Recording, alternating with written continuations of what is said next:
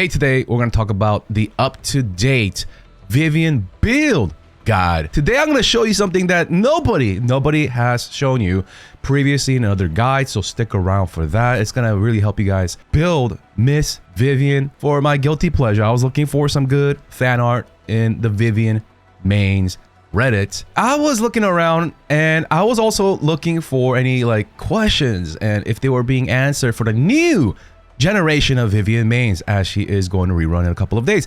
And I saw a lot of threads. Some of them were good, some of them, like, the threads are all good. It's just the answers, right? Some of the answers were sus. So that's why I am here today, butt naked, without my camera on, making this up-to-date build guide. So which piece should I use? Chat, what do you think at first glance?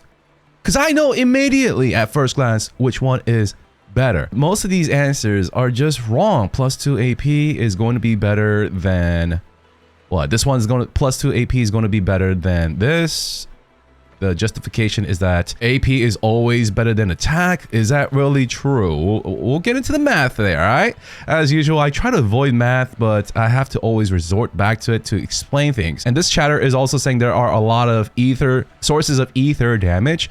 Actually, not true at all. She's actually one of those DPS agents with one of the least amounts of plus damage sources. And let's see here, first one for sure, the more AP the better. Well, I kind of like, I was gonna do a pop quiz. Hey chat, what do you think is better? But I kind of spoiled it, and I'll explain myself. And let's go right into her build. Ooh, right into the math first. Okay, so this is not where I do the math, right? This is where I present the results. Like, this is for Lucia. There's also Trigger up there and Miyabi. So anyways, let me explain this first. The 15-15. Like, what are they talking about? +1 anomaly, +2 anomaly roll. What is that? So if we go into, let's say, slot 4 Vivian, we have attack, right? So that is 1 roll of attack percentage. Now there's +3, so that's 3 + 1, that is 4. Now let me show you guys slot 3 here, attack roll, that's 1 roll, and then there's +2, so that's 3 attack percentage rolls, so that is 3 + 4, that is 7, right? And then anomaly proficiency, the disc came with that substat, so that is 1 roll, and then there's +2, so the base 1 + 2 is 3, so a total of 3 anomaly proficiency rolls.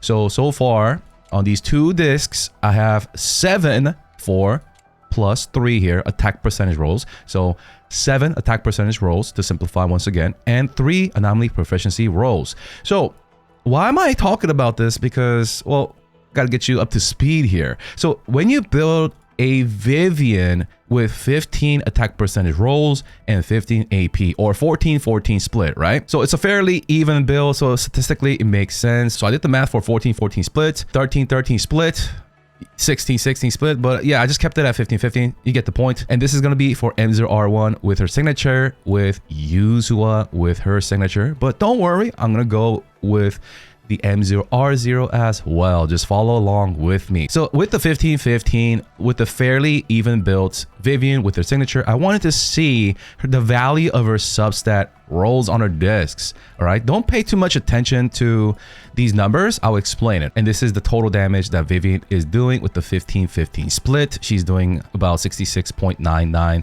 million real damage. So what I'm trying to get at is, how much attack roll do you need to surpass 1 AP roll? So as you can see here, 2 attack percentage rolls beat 1 AP roll. So in order to beat a 15-16 split of 68.33, we need 17-15 split to beat that. So 1 AP substat roll is almost 2 attack percentage rolls. And I also tested this without a signature weapon and Yuzua without a signature weapon. And I also shielded Vivian and Yuzua by adding deadly assault buffs, which we will talk about as well. So 40, I mean, I went all the way to the most shieldless anomaly proficiency buff. When Vivian launched, she got a +80 anomaly proficiency buff, which we will talk about in detail. And of course, if we add that DA buff, then 2 attack percentage rolls will continue to beat the 1 attack proficiency roll. So anyways, TLDR, even with DA shilling, regardless of free-to-play Vivian with Weeping Gemini, which we will talk about the Wenjin. It's very, very important. Please stick around for that Wenjin talk. It's very, very important, okay? And whether Yuzua, your support, your anomaly support, has her Wenjin or using Kaboom R5, one AP roll is, in most scenarios, going to lose unless you have really unevenly built Vivian. And I'll give you guys more real life cases. Like I said, you'll be able to identify, like when you look at that Reddit thread, you'll be able to identify things with your eyes without using a calculator like this. Now, what if you have, instead of attack percentage slot 6, which we will talk about, and you have instead the slot 6 anomaly mastery on your, so you know, overall your Vivian has less attack, right? So let's say I'm using this one, anomaly mastery on my Vivian. Then of course your total attack on your Vivian is going to be lower, so attack percentage roll is going to weigh more. Now let's look at like the real life cases. Okay, so we have a Vivian with a 12-16 split. Okay, so her disc has just anomaly proficiency +3, and there's like, let's say HP, just other balonies. Okay, so as you are farming discs, let's say you have a slot 3, like I said, with the AP +3 roll and other gibberish stats. How do I beat this? How do I know if it's an upgrade, Zeals? So let's say you got another disc at slot 3, and this one, it rolled 1 less AP, so there's +2, but it has attack percentage with +0. It just came with the attack percentage. So is this one better for me, Zeals? As you can see, the total damage, it decreased. I put it in red. Let's try again. Let's farm more discs and let's roll them. And slot 3, we got another one. And this one, we got a little bit luckier. We couldn't get +3 anomaly proficiency like our first disc, but we got attack percentage, and then we got 1 roll into it. Yay, so pretty good. We got 2 anomaly proficiency rolls on top of the base, so that's 3. And then we have attack percentage and then the +1, which is a total of 2 on that slot 3. And this one is beating out the +3 anomaly proficiency roll. And this is without Deadly Assault anomaly proficiency buff. Sometimes they give you 40 or 60, or when they shield it the most, 80. For now, maybe in the future, even more. But yeah, so if I added that, then the gap will be bigger. But yes, this will still win. Now, I also did the same math with M0R5 Gemini Vivian, free to play friendly, with M0R5 Yuzua Kaboom, with slot 6 anomaly mastery on that Vivian. We'll talk about that, I promise, okay? So same thing, 12-16 split. You rolled a nice disc 3 AP +3, so the base total damage for Vivian will be 60.35 melee. So 2 attack percentage rolls, 1 versus 1 anomaly proficiency roll. So it's pretty much just repeating what I said up here, that you need 2 attack percentage rolls to outmuscle 1 anomaly proficiency roll. You may have known which order of like which subsets are the best, but you might not have known their value. Now you should be experts. Now let's talk about the main slots. So slot 4 is of course going to be anomaly proficiency. That's going to win by miles and miles. And as for her set, we're going to use the 4-piece, her dedicated set, Phaethon's Melody. And we're going to talk about that ether damage. Does she have a lot of plus damage sources like Miyabi? Is that why she needs to go Peen ratio on slot 5? We'll get there, all right? 2-piece is going to be the anomaly proficiency, whether you get it from Chaos Jazz or Freedom Blue. Slot 5, ether damage versus Peen ratio, as well as attack percentage. In my Vivian with the 15-15 split with M0R1 signature Wenjin, we have, I also, of course, I tested it for those that did not get a signature Wenjin, which we will talk about. I swear, I don't recommend the signature Wenjin for the reasons I will talk about, but I also recommend it for other reasons, so we'll get there. But even if you don't go for a signature Wenjin, order stays the same. So damage wins over pen ratio, over attack percentage, but by how much? We need to know. And most guys are going to be like, oh, it wins by 3% in actual fight with Yuzua and a third DPS. That is an anomaly. I don't know. Like, if I was a casual, I wouldn't know what that means. Yeah, okay, damage percentage wins, but like how many? So let's say I get a good slot 5 pen ratio. How good does it have to be to beat a damage percentage, the ether damage slot 5? And this order doesn't change if I go slot 6 anomaly mastery, attack percentage still loses. Let's say you got a good pen ratio one while you were farming and you don't know if you should level it, if you should invest resources into it. How good do the substats need to beat a ether damage slot 5? Let's say that ether damage, the substats, it has 1 less anomaly proficiency roll than the pen ratio. The damage percentage still 1 in that case, because as you can see, it's 66.18 million damage. So it needs a little bit more than 1 anomaly proficiency roll in this case for that pen ratio slot 5 to beat the damage percentage. However, that segues to currently in the Deadly Assault rotation, we have this buff right here. Agent's anomaly buildup rate increased by 20%. And remember this as we talk about her Engine.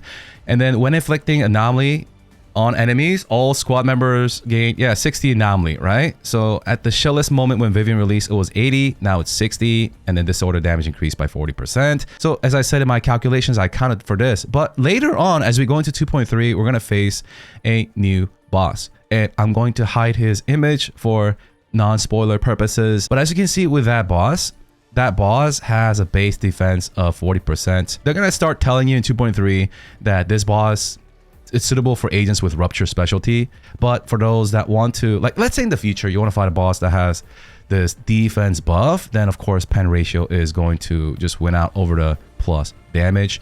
And I want to mention this, there is the defense shred of 10% right there. Defense reduce, defense ignore. Let's say you're fighting my eyes McPheen, who doesn't have that 40% defense, but you have this buff where it's anomaly proficiency of 40 instead of 60 or 80. Still good, right? Still good.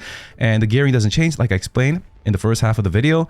And right here, there's that defense reduce by 10%. So in this case, damage percent is going to win. Ether damage slot 5 is going to win. As for slot 6, you could go with anomaly mastery or attack percentage. That's going to vary depending on if you have Yuzua and if you have Vivian and her signature, as well as you saw with the Deadly Assault buff, does it have the anomaly buildup rate? I was using anomaly mastery, but like how fast I build anomaly on my Vivian is so fast. It is lightning speed. If I blink in combat, I don't even know that she built it. It is so fast. I know you guys gonna be like, whoa, duh, because you have R5, you're a Vivian simp, you're a Vivian main with M6 R5, you have the most cracked Vivian in the world.